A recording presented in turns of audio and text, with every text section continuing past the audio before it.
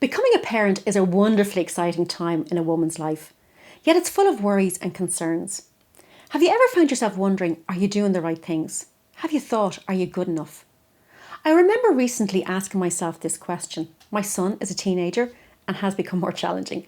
And it's made me wonder whether I'm parenting the right way. Is there even a right way to parent a teenager? And if someone asked you, how would you describe yourself as a parent? How would your partner or spouse, if you have one, describe you?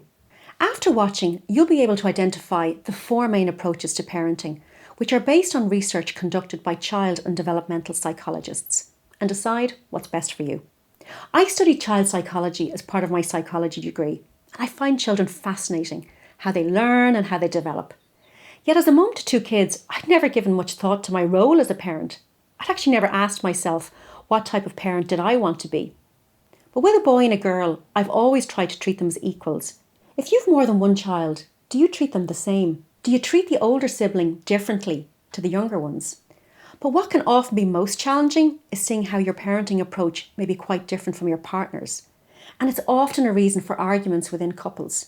Do you ever find yourself disagreeing with your partner? And if it happens, how does it make you feel? A few years ago, I saw Will Smith interviewed by Oprah, and she asked him what role was he most proud of. And he replied his role as a dad. And together with his wife, they're consciously rearing their kids to become adults who will add to society and not take away from it. And I think that's something that we all want for our children. And I know it's certainly something I want for mine. And as I remember that interview, Will and his wife were very clear on their parenting style. They always showed respect to their kids. He talked about having regular family meetings. Everyone felt safe to express their views and opinions. Yes, they had set very clear boundaries for their children, and naturally, as they grew older, the kids often challenged them. But it was the first time I'd heard a parent talk about this approach to parenting. I'd actually never heard anything like it before. But it got me thinking that there's more than one way to parent. And to help us understand the four main approaches to parenting, we should start by looking at two dimensions: warmth and control. And when we look at these dimensions and whether they're high or low, so for example, high control, high warmth, low warmth, we find our four approaches. So let's think about warmth for a moment and reflect on some questions to help us understand why this is relevant. How much affection do you show your child? How much love do you show your child? And when we think about control, we can think about the following questions. How much structure do you impose upon your child? Do you set boundaries around bedtime or their technology, for example? And as we think about this, let's look at how levels of warmth and control influence each approach to parenting. First off, we have authoritative parenting. This is parenting that's high warmth and high control. It's very loving, very affectionate, but also has a lot of structure. Our second is authoritarian parenting. That sounds similar to authoritative, but they're very different. Authoritarian is still high control, but it's low warmth. It has a lot less love and affection. Third off, we have what's called permissive parenting. It's high warmth, low control. And the fourth is uninvolved parenting. And this is characterised by low warmth and low control. And the parent is just uninvolved. In the first, authoritative, the parent gives reasonable demands and consistent limits. They express warmth and affection.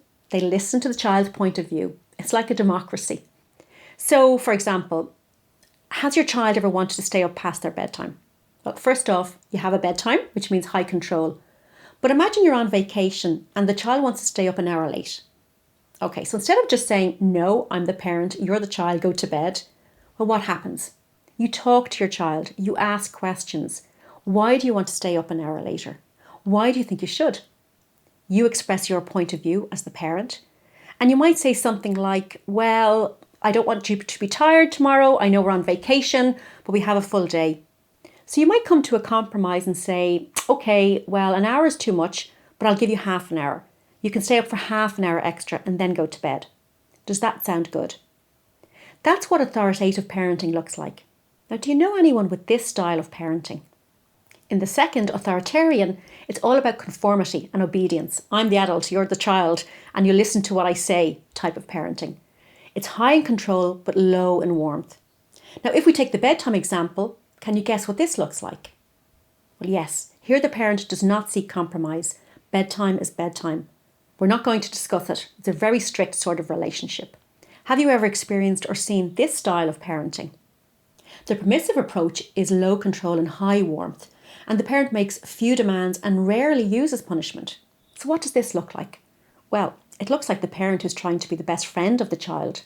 So for example, if the child asks to stay out later than usual, well, guess what happens? The parent says, sure, you can go out with your friends. Sure, stay up as late as you want. There's little or no control. Now, what do you think are the implications for the child with this form of parenting?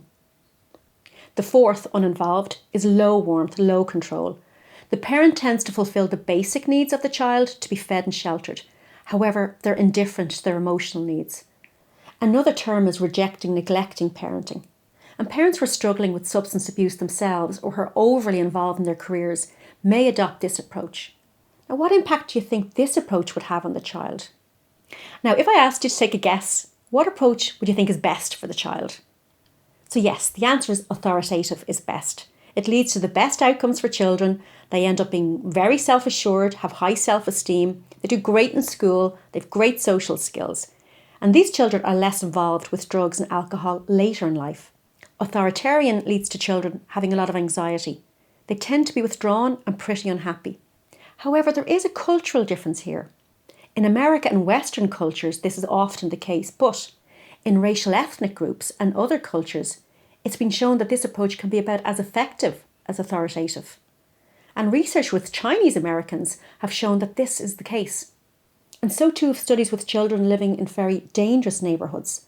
Keeping them off the streets keeps them safe. Permissive often leads to children who lack self-discipline, and this is unsurprising given they're being allowed to do whatever they want. But it's also associated with poor academic performance. And there's also increased risky behaviour later in life, like substance abuse, unprotected sex and things like that. Uninvolved leads to children who are emotionally withdrawn. They might be fearful, anxious, they tend to perform very poorly in school and they're at risk of substance abuse later in life. I guess as parents, we're all just trying to do our best with the information we have. And I guess a lot of us are deeply influenced by our own experience of parenting, the good and the bad. And it can be really helpful to take time to reflect on the parenting approach that you want, what you think is best for your family.